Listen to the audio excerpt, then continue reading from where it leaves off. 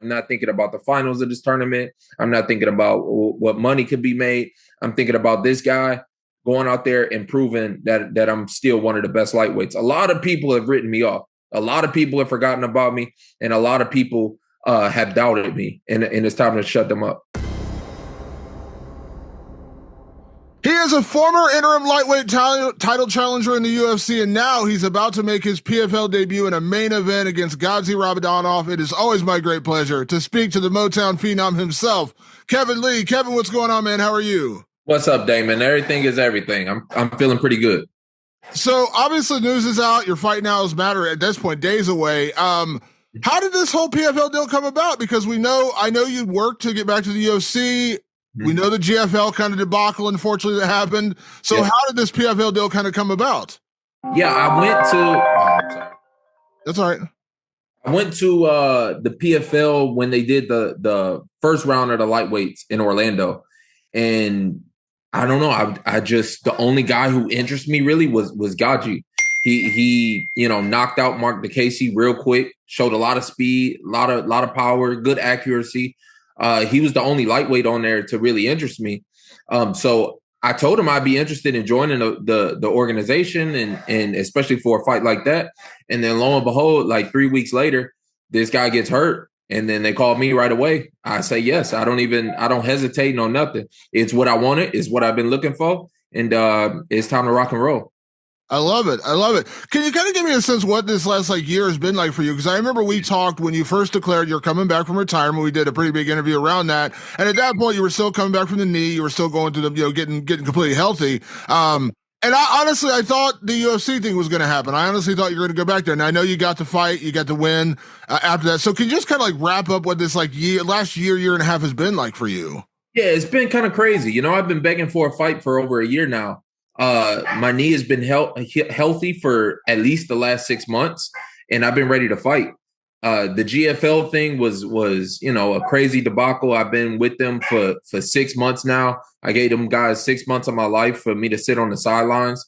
It wasn't something that I was interested in. Before I even signed with them, I tried to do everything in my power to make sure that they understood that and that wasn't going to happen, that I wasn't just going to give up 6 months of my career. And, sometimes these things don't really happen, especially in MMA.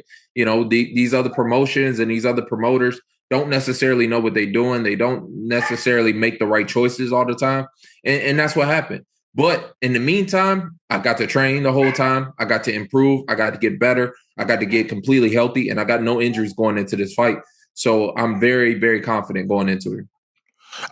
When we spoke last time, you were still kind of plotting out your future. And I know that getting back to the UFC was a big part of that. And at that point, you even said, hey, I'll go the Ultimate Fighter route. Give me, I'll prove myself again. Now, I know the future is not written. This is, PFL's now, maybe UFC's a year from now. I have no idea. But was there any disappointment that the UFC thing didn't work out? Because it seemed like a natural that you'd come back there. And when you told me that, I was like, I knew they were, I had a feeling they were going to put you on the Ultimate Fighter just because who you are and how much experience you have. But I love that you made that offer. You're like, hey, I'm willing to prove myself again. Were you disappointed that it just seemed like that didn't happen?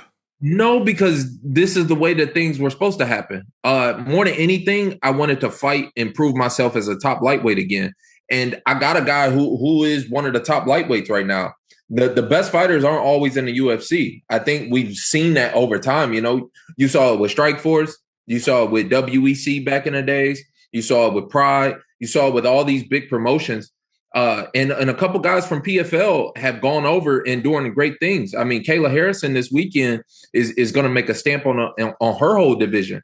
So to me, it's about the actual fight itself. And this guy, he is a top lightweight. I haven't fought at lightweight in over 5 years.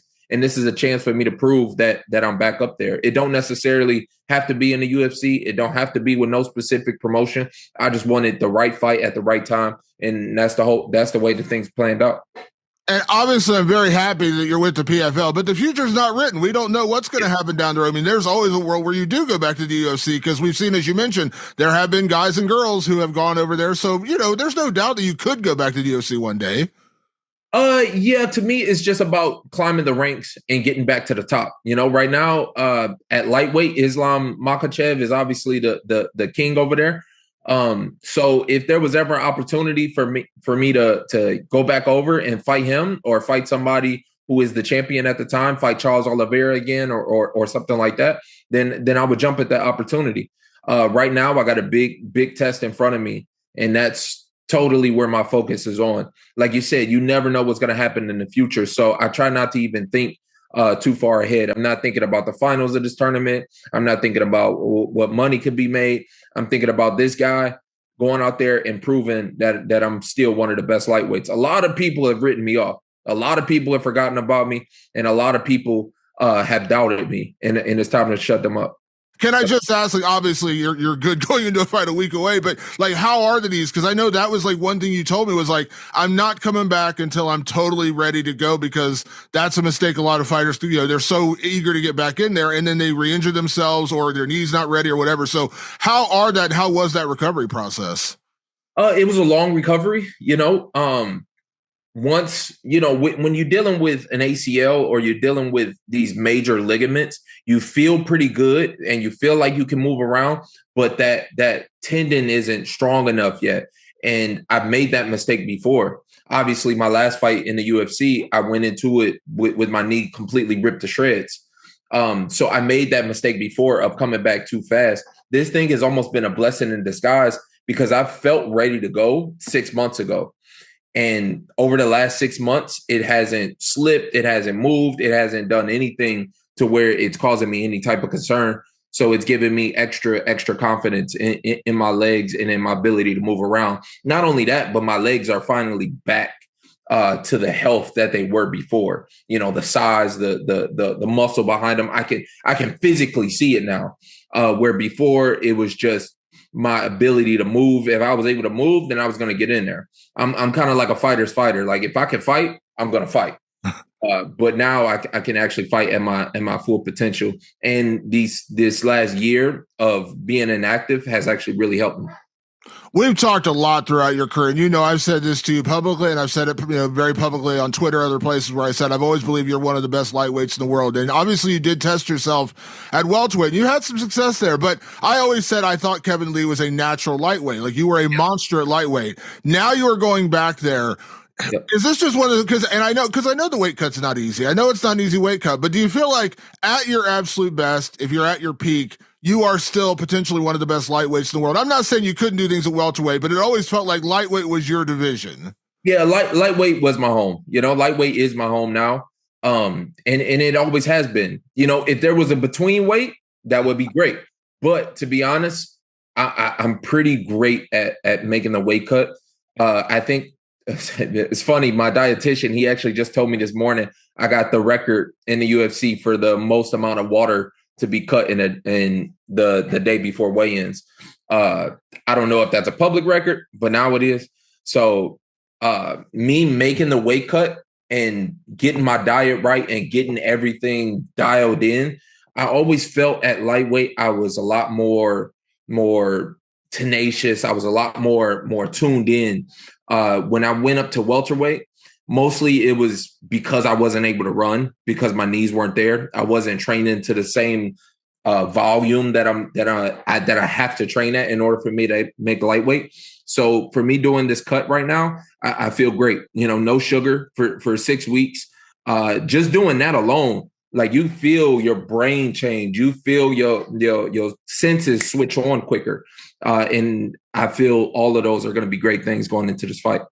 Absolutely. Can I ask, you said the water weight, how much was it? How much did you actually cut at one point? When you said the water weight, you said it's the most anyone's ever cut. Yeah, I don't know. I don't, because each one is different, right? So I don't know which one made the record, because I had so many fights at lightweight. So I would have to actually go back and look at specifics and see which fight it was that I made the most water cut. I think they take each one, from each camp and rank it that way. But I don't know which one was the top. I've had some big ones. Now I know, listen, this is discipline for you because I know you are one hell of a cook, and obviously you got your own food out there. We know I talked to you about your brother as well. Like, be honest, man, it's discipline to be 155 because you make some good food. It's extremely, I have to be extremely disciplined. So right now I've even shut down the restaurant completely until after this fight. just because the temptation, sometimes it's just better not to even be around it at all. So it's shut down for a minute, but as soon as this fight's over, we'll get it back booming, and I'll get back in the kitchen. I love it. Now, Kevin, when you were in the UFC, and even when you went to Eagle FC, other places you've been, you've always sought out the toughest, biggest fights you could possibly make. And coming back from a little bit of a layoff and, kind of a disappointing thing what happened with the GFL, you could have jumped in here and fought anybody and just said, give me a fight. I'm just going to, get back in the cage and prove myself. But you're stepping in there with a guy who's on, I think, like an 11 fight win streak, finishing everybody. And his last loss was whatever it was, like 5 years ago in Eagle. And that was a decision. So, like, in a way, do you feel like this is, you've never been a guy to back down from jumping right in the fire. But is this exactly what you're talking about? Like this, I think this proves a lot about who you are, because you're not saying, give me a warm-up fight, give me an alternate fight. Like you're jumping in there against one of the most dangerous lightweights on planet Earth. Yep. And that's the things that excite me. When I saw him that night and I saw his level and I saw just his body and how he was able to move, I said, oh yeah, that's the one that excites me. I like fights where I'm a little bit scared. I'm a little bit like nervous getting in there. I don't know, how fast this guy is. I don't know how hard he hits. He obviously has a tremendous left hook that he's hit a lot of people with. He catches people off guard. So I'm going to have to really be on my P's and Q's. But the fights where I'm most scared, like Gregor Gillespie, and I knew what level of wrestler he was, those are the fights where I really turn up and I really go out there and I really show my best. You said, people are writing you off. And unfortunately, that's the nature of this beast. You're only as good as your last fight. You're only as good as what you've done recently. And that's kind of a bad thing because we don't give credit where credit's due in terms of what the guy's done throughout his entire career. But if you go out and do what you plan on doing to Ghazi Ramadanov in a couple of days, do you feel like that is going to send a message that not only is Kevin Lee back, but Kevin Lee is still one of the best guys in the absolute world? That's because when you were in the UFC, you were always right. You were always right there. And then obviously I know you switched divisions, but at your absolute peak, there's a reason why guys like myself would say you were the future of the division. Yeah, exactly. I don't even really blame people too much for the write-off because it's been 5 years since I've been in this division, the start of the pandemic. For a lot of people, the start of the pandemic feels like a lifetime ago, and not only that, but this sport has grown so much that there's been so many new fans that have come in since the pandemic that don't remember 2017. They don't remember 2018. They don't remember 2019. So it's time that I make my stamp and I remind them who I am. And the good thing is I've got a lot of years left on my body and in this game. So there's still a big future ahead. And I'm excited to go out there and show that on June 20th.